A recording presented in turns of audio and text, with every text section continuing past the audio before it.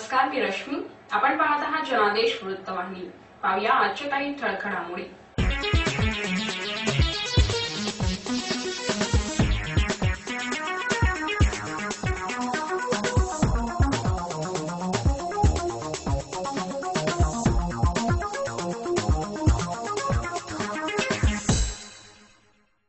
भारत की जय म्हणण्यास नकार देणाऱ्या खासदार ओवैसी यांच्या वक्तव्याचा आता मुस्लिम समाजातूनच विरोध होऊ लागलाय. अल इन्साफ पब्लिक फाउंडेशनने घेतलेल्या पत्रकार परिषदेत भारतातील प्रत्येक मुस्लिम नागरिक भारत की जय, हिंदुस्तान की जयचा नारा कायम देत भारताची अखंडता कायम राखेल असे ओवैसी यांना ठणकावून सांगितलंय. मुंबई मराठी पत्रकार संघात अल इन्साफ पब्लिक फाउंडेशन आयोजित पत्रकार परिषदेत फाउंडेशनचे राष्ट्रीय अध्यक्ष मुफ्ती सलीम चाऊस हे बोलत होते. ओवैसी यांनी केलेल्या वक्तव्यामुळे हिंदू मुस्लिम समाजात संशयाचे वातावरण निर्माण होत आहे. ओवैसी यांना भारत माता की जय म्हणण्याकरिता कोणी धमकावले असेल असे आपणास वाटत नसल्याचे मुफ्ती सलीम यांनी म्हणतानाच ओवैसी यांनी भारत की जय म्हणून हा विषय संपवणे गरजेचे होते असे परखड मत त्यांनी मांडले.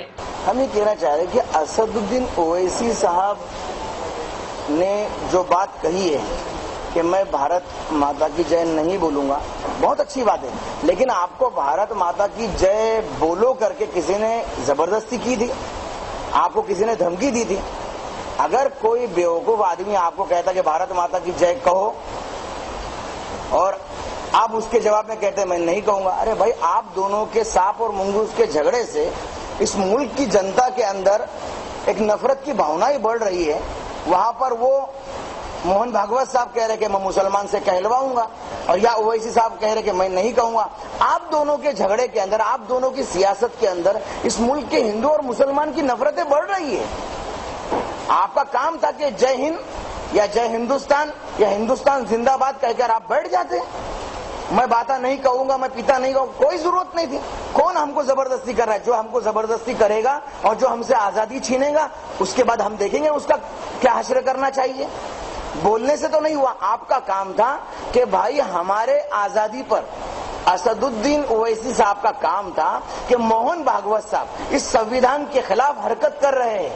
जब इस मुल्क में जीने का और आजादी से जीने का अधिकार तमाम मजहब के लोगों को दिया गया है, तो हमें आपके मजहब के हिसाब से भारत माता की जय कहो हम नहीं कह सकते. अगर हमारे धर्म के कुछ मजबूरियां हैं हम वो वजह से नहीं कह सकते हम भारत की जय हो कहेंगे. इतना कह के आप खामोश बैठ जाते. लेकिन आपका काम क्या था कि आप बैल मुझे मार.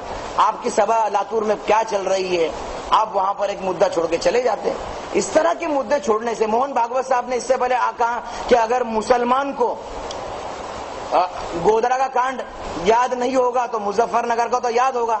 तो अकबर साहब ने वाक़ कह दिया कि 15 मिनट छोड़ दो. अरे भाई ये सुतली बम रख देते मोहन भागवत साहब और ओवैसी साहब उसको आग लगा देते. ये दोनों के अंदर पटाखा दिवाली हो जाती है, अपना मुल्क बर्बाद हो जाता है.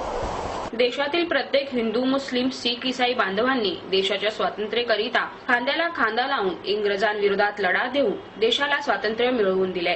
त्यामुळे देशातील प्रत्येक नागरिकांनी या वादात न पडता मानवतेचा संदेश मुफ्ती सलीम यांनी दिलाय. मुसलमान के कुछ जज्बाती लोग तो उनके साथ में जुड़ रहे हैं और हिंदू समाज के कुछ जज्बाती लोग मोहन भागवत साहब के साथ जुड़ रहे हैं, जबकि हिंदुस्तानियों को एक इंसान के साथ जुड़ना चाहिए. ये सांप और मुंगूस की जो सियासत कर रहे हैं, मुझे नहीं लगता कि इसमें कोई भलाई है. हमारे कुरान में भी कहा है कि आपको अगर अच्छी बात कहनी है, आपको अगर कोई अच्छी बात कहनी है तो हिकमत से कहिए, मौके से कहिए. आपका काम नहीं था कि इस तरह के पूरे भाषण के अंदर जिस तरह के अगर कोई बेवकूफी कर रहा है आप बेवकूफी का जवाब बेवकूफी से दें. इस तरह का ये जो लोग आपस में हिंदू मुस्लिम को लड़वाने की शरारत हो रही है, क्या मकसद से किया जा रहा है, इसके बारे में मैं खुद परेशान हूं. और मैं हिंदुस्तान वासियों को यही बात समझाना चाहता हूं कि ये लोगों की बातों पर ध्यान न दें, बल्कि ये लोगों से कहो कि आप अपनी कौम और अपने मुल्क की प्रगति के लिए आज तक आपने क्या किया, उसकी प्रैक्टिकल एक मिसाल हमको दे.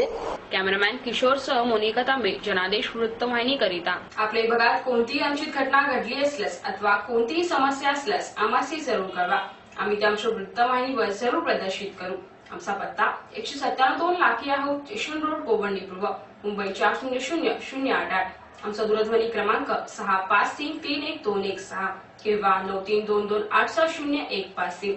पुन्हा भेटूया याच वेळी याच ठिकाणी. आपली बातमी आपली वाहिनी. पाहत रहा जनादेश वृत्तवाहिनी. नमस्कार.